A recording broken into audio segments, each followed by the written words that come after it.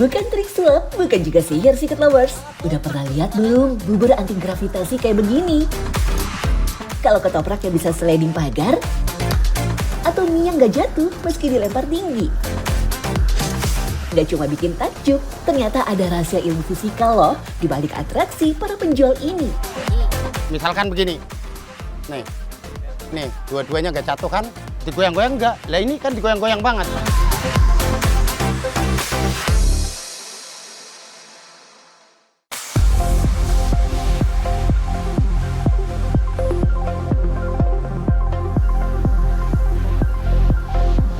Perjalanan pertama kita mulai dari daerah Kelapa Gading, Jakarta Utara. Di sana kita dapat menjumpai Sudewo, penjual bubur ayam yang sudah berjualan sejak tahun 2000-an. Menu yang dijual sih sama aja ya, bubur nasi putih yang diberi aneka topping. Yang bikin beda, Sudewo mahir melakukan atraksi dengan membalikan mangkok berisi bubur kayak gitu tuh.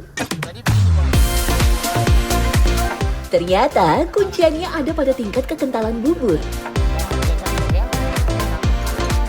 Ada 3 macam, encer, kental, tanek, ya kan? Kental kalau tidak tanek di mangkok jatuh dibalikan, encer jatuh ya. Tapi kalau tanek, mau kental, mau encer, mau tanek pas. Jadi gini, akhirnya dibalikan dari mangkok ke jatuh kalau tanek. Kalau bagus pun kalau nggak tanek jatuh dari mangkok. Wah, bener dong, gak jatuh-jatuh. For your info nih Secret Lovers, bubur tanak adalah bubur yang dimasak lebih lama hingga teksturnya menjadi lebih padat. Kandungan air yang berkurang drastis membuat tekstur jadi lengket dan gak mudah tumpah pas dibalik ketika di dalam mangkok. Ya, semakin lama dimasak, butiran beras bakal makin pecah dan melepaskan pati Secret Lovers. Pati inilah yang bikin tekstur bubur jadi lebih pekat, lengket, dan menyatu deh. Makanya bubur tanak punya karakter yang beda dengan bubur yang masih encer. Kekentalan ini bukan cuma membuat bubur enak disantap, tapi juga membuatnya mampu bertahan saat mangkok dibalik. Menurut Sudewo, memasak bubur hingga tanak bisa memakan waktu sampai 3 jam lamanya. Beda dengan bubur pada umumnya yang dimasak cuma 2,5 jam aja. Oh iya, cara mengaduknya juga nggak sama nih. Sampai contoh, ini telur nih, telur. Ini telur, sampai ngaduk begini. Gak rata kan? Begini. Jadinya tanek, tapi kekencengan kurang tanek. Gak cuma di dalam mangkok, bubur tanak juga bisa nempel di permukaan lain, kayak sendok stainless steel, piring plastik, bahkan styrofoam. Gak perlu trik khusus, asal buburnya tanak, udah pasti gak akan tumpah. Hebatnya nih, gara-gara suka atraksi, penjualan Sudewo meningkat drastis. Dari yang biasanya 100 porsi, kini bisa sampai 300 porsi per hari. Lucu, tapi habis itu berarti kan kalau kental bener-bener kental berarti bener-bener nasi, bukan cuma air toh. Justru itu yang dicari. Lalu, gimana penjelasan fisikanya? Menurut pakar fisika Budi Kurniawan, rahasia bubur tak mudah tumpah terletak pada gaya adhesi dan kohesi. Gaya adhesi bikin bubur menempel kuat pada permukaan lain yang berbeda. Sedangkan gaya kohesi bikin partikel bubur saling tarik-menarik dan menyatu. Wah, pantas nggak tumpah-tumpah. Memang benar ada gaya gravitasi. Nah, gaya gravitasinya itu tidak sebesar dari gaya tarik-menarik antara kohesi antara bubur dengan partikel buburnya, kemudian dengan gaya adhesi, seperti itu. Jadi, atraksi ini bukan sekedar soal keberanian membalik mangkok aja Secret Lovers. Ada tekstur, kandungan air, dan gaya tarik antar partikel yang ikut bermain.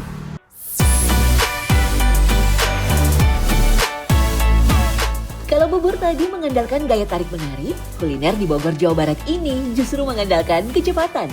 Kenalin, ini Ken, penjual ketoprak sliding pagar yang eksis sejak 2023. Ide nyentrik ini muncul sekitar 4 bulan lalu karena terhalang pagar rumah sakit saat melayani pelanggan yang ramai. Daripada harus memutar jauh saat melayani pelanggan, aksi sliding ini pun muncul. Kalau lagi rame, suka itu ya, suka pengen cepat nganter makanan. Jadinya nyeliding pagar, itu. Menurut Ken, jenis piring tak berpengaruh saat melancarkan aksi slidingnya. Rahasianya justru ada di bumbu kacang yang berfungsi menjadi perekat alami agar isian tak jatuh. Meski begitu, tetap ada resiko tumpah ya, terutama kerupuk yang jadi toppingnya. Selanjutnya, tinggal ngelatih keterampilan tangan sama timingnya. Ken selalu mengayun piring menggunakan tangan kanan dengan posisi 4 jari di bawah piring dan ibu jari di atas piring agar seimbang. Ya harus cepat aja gitu. Kan masuk bentar, nekuk langsung gini gitu. Tapi buat apa boleh menjelek-jelek nggak? Boleh? Nah gitu. Yang tadinya biar praktis, justru bikin dagangan Ken makin laris dan eksis. Kalau sebelumnya Ken hanya bisa menjual rata-rata 60 porsi, sekarang bisa meningkat sampai 1,5 kali lipat. Gak jarang para pembeli beli karena tertarik sama aksinya.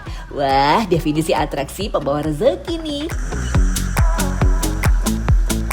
Keren sih, nggak nyangka aja gitu. Bisa ada abang ketoprak, bisa masukin piring ke dalam pagar sesempit itu gitu loh. Dan makanannya nggak jatuh. Secara ilmiah, gerakan sliding ini bisa dijelaskan lewat prinsip kelembapan atau inersia.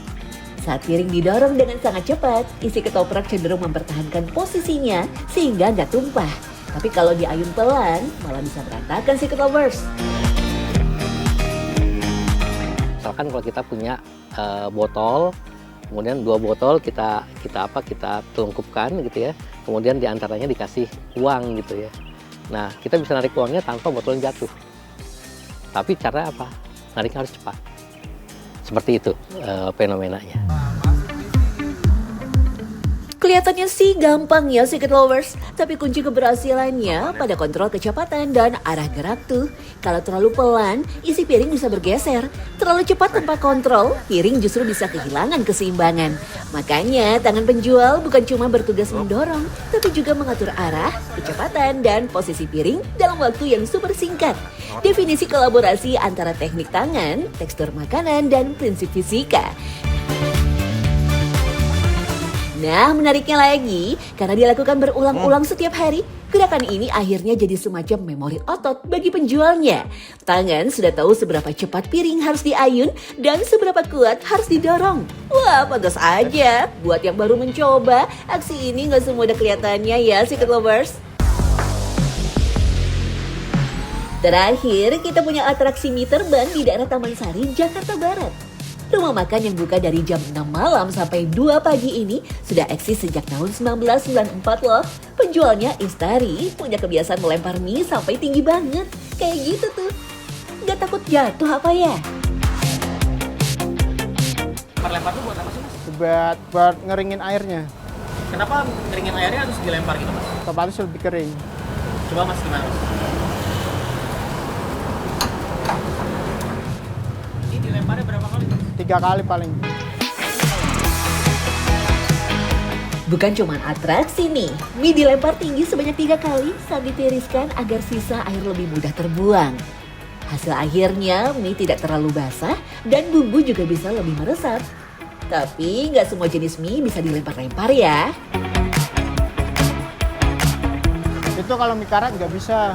Kalau mie karet gitu kan nggak dempel kayak ini. Mie karet kan dia buyar. Oh, itu karena mie karet? Iya. Oh, jadi yang bisa dilempar-lempar itu mie cuma apa? mie biasa, mie kecil kayak gini. Kalau mie karet ya gimana? Mie karet ini lebih gede.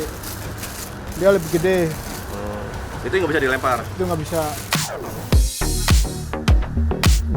Buka tiap hari dari jam 6 malam sampai 2 pagi, Istari mampu menjual hingga 150 mangkok mie.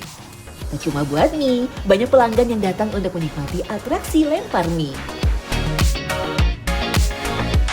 Mie lain kan nggak ada yang kayak gini. Kita cuma datang makan udah gitu. Kalau di sini kan kita juga lihat atraksinya. Dalam kacamata fisika, ketepatan mie jatuh ke dalam saringan berkaitan dengan pola lintasan gerak lempar. Mie akan selalu jatuh ke titik yang sudah diperkirakan tangan penjualnya. Maka dengan kita diam saja dia akan kembali ke tangan kita seperti itu. Sepanjang tidak ada angin yang cukup kuat gitu ya yang mengakibatkan kemudian dia bisa berpindah seperti itu. Wah, gak nyangka ya, fenomena atraksi kuliner yang terlihat sederhana ini ternyata dapat dijelaskan melalui berbagai prinsip fisika. Selanjutnya, kita bahas fenomena apa lagi? Komen di laman Instagram Magazine Trans 7 dan Secret Story ya.